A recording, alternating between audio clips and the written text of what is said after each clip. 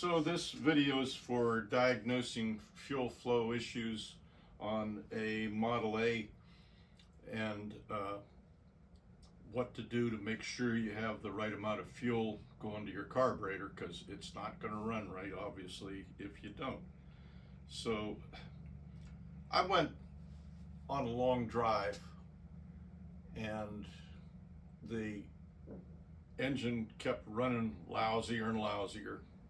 We were probably gone for 40 miles, maybe it was close to 50. But by the time I got home, that engine was just barely running and I was having trouble getting up hills, not much acceleration.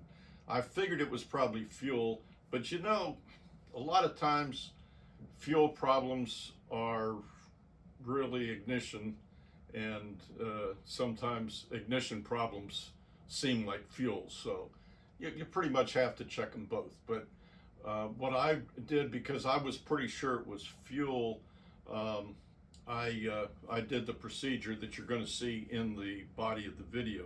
Now, one thing that I didn't mention was that several times, to me, with both Ford flatheads and also with Model A's, I've had trouble where you're just not getting fuel and the needle in the carburetor, the needle and seat, is stuck in the closed position.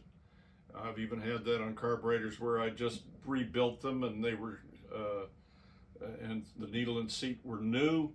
I've had the problem on a new carburetor that I got that right out of the box wouldn't work, and the needle was stuck up in the seat, and the float would be down, but the needle wasn't coming down to let the fuel go in.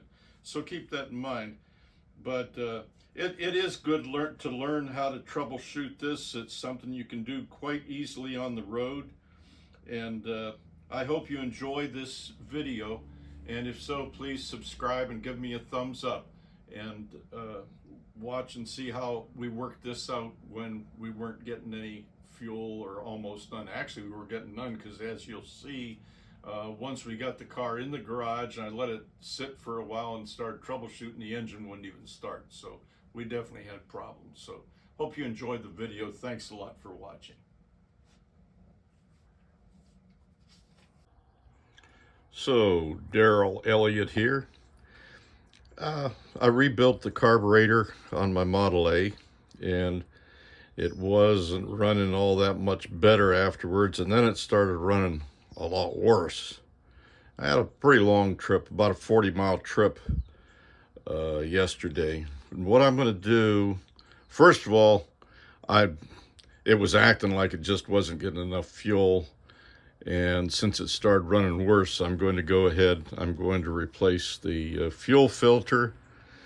I'm going to pull the carburetor, and I did some research last night, and I'm going to check that float level. It's not that hard to do. The float should be level with the top casting of the carburetor.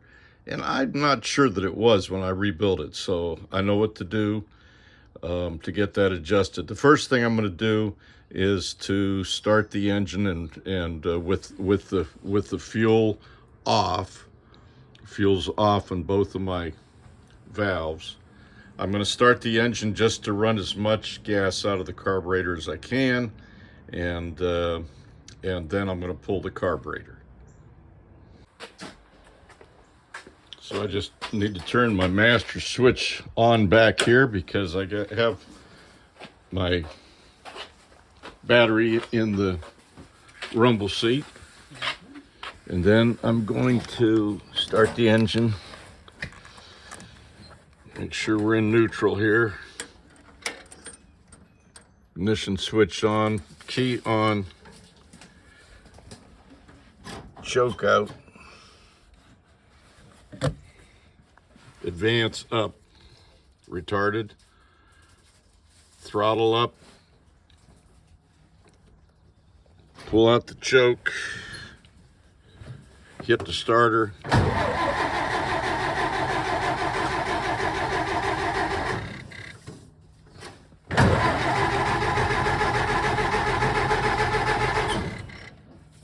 doesn't want to start.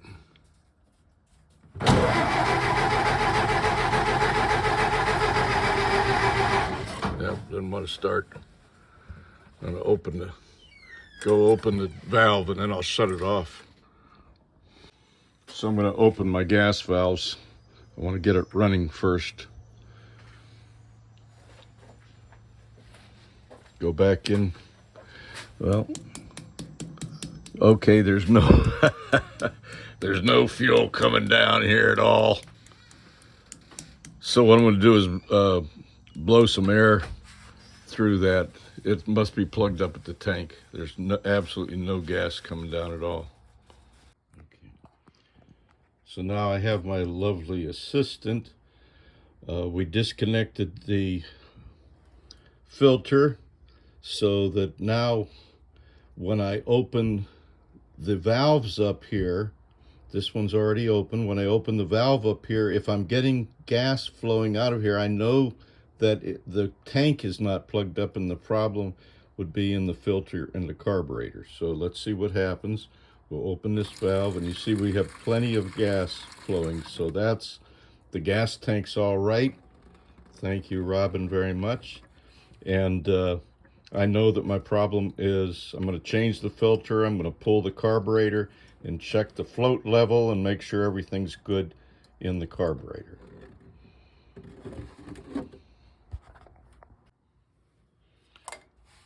So I'm going to use a line wrench to disconnect the fuel line from the carburetor.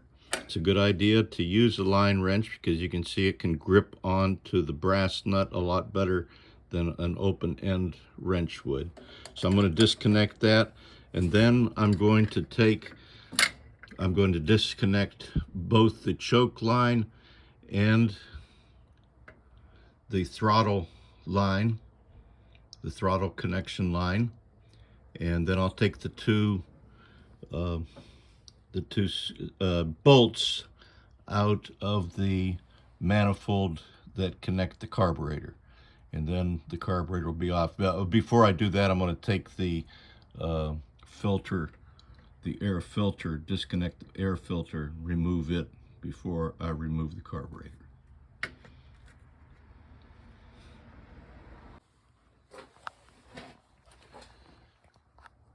So to remove the linkage from the throttle, what you do is pull this forward as far as it'll go, and it just comes right off. To put it back on, you have it extended against the spring in there, push it back, and you're good. It's not going anywhere. So you pull it off like that. I just let that sit. Now, to take the choke off, you need to take this nut off here. Unless your choke is really worn, you can get it off without, but you don't want that situation. That's why I've replaced all these pieces here, because sometimes I would pull the choke and it would come off of this lever here. So you need to take this. This is only like a 1/4 inch or 5/16 nut here. You need to take that nut off and pull the lever off, and then this comes apart here. Just make a mental note of how it goes back together.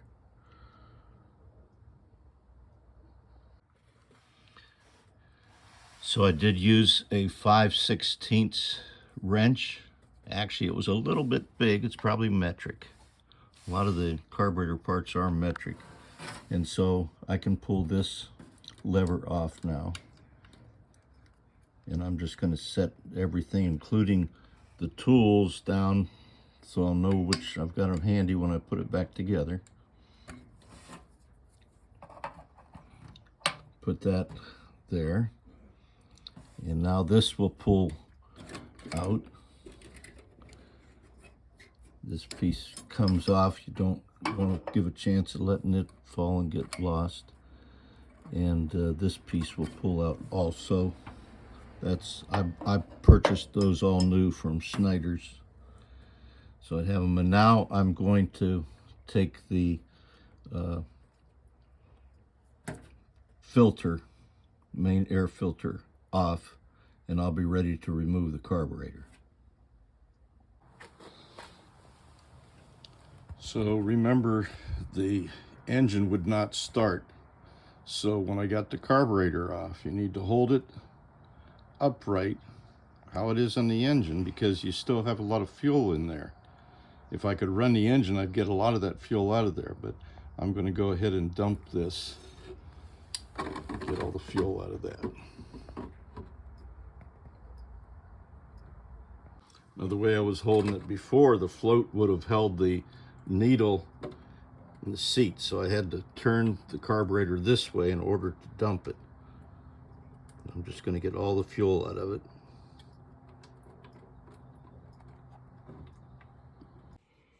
To take the carburetor apart and break it into its two pieces, you just have the one 9/16 bolt that goes all the way up through this. So I'm going to take that out, and then I'll be able to check it. So I'm holding this with one hand, but you can see that the float level, it's a lot easier to see if I can use two hands, but I can't. I gotta hold it. The float is even with the top, so my float level should not be the problem. I have a feeling that my fuel filter was the main problem, and of course I'm going to readjust the carburetor when I get it back together.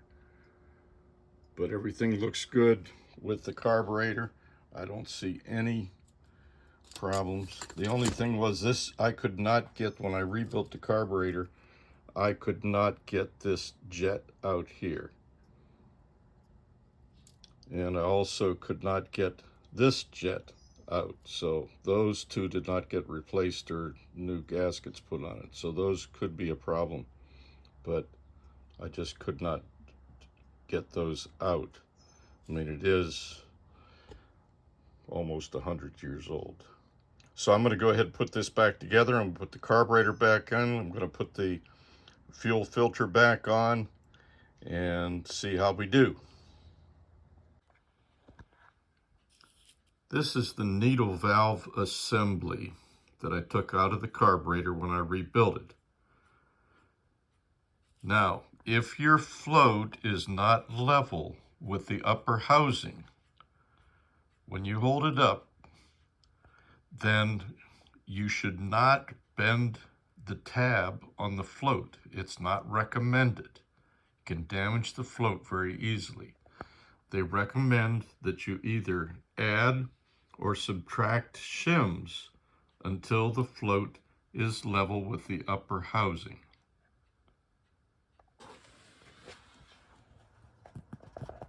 Be sure you get the notches in your choke linkage lined up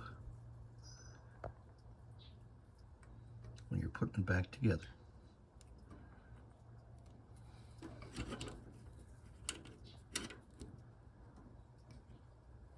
There they are. They're lined up. Everything's correct. That's the way it should look right there. Now I'm ready to put my choke lever back on. Put that in place. We'll make sure the choke's working properly.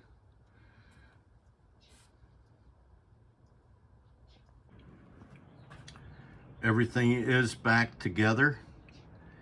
Be sure when you tighten the nut back up into the carburetor, it's brass, remember? You only want it tight enough so that it won't leak. You don't want it too tight or you're going to strip out the brass, and then you got problems. You're probably not going to strip out the carburetor in this case because it's a cast carburetor, but the threads on the brass fitting will certainly strip out. Now, what I'm going to do is open the gas line back up and see if we have a flow of gasoline, and we do.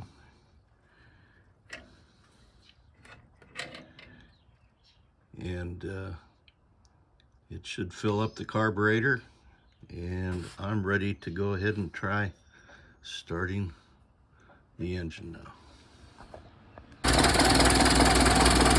So the engine started up really quickly. Checking over for leaks. You see I do have a flow of gasoline.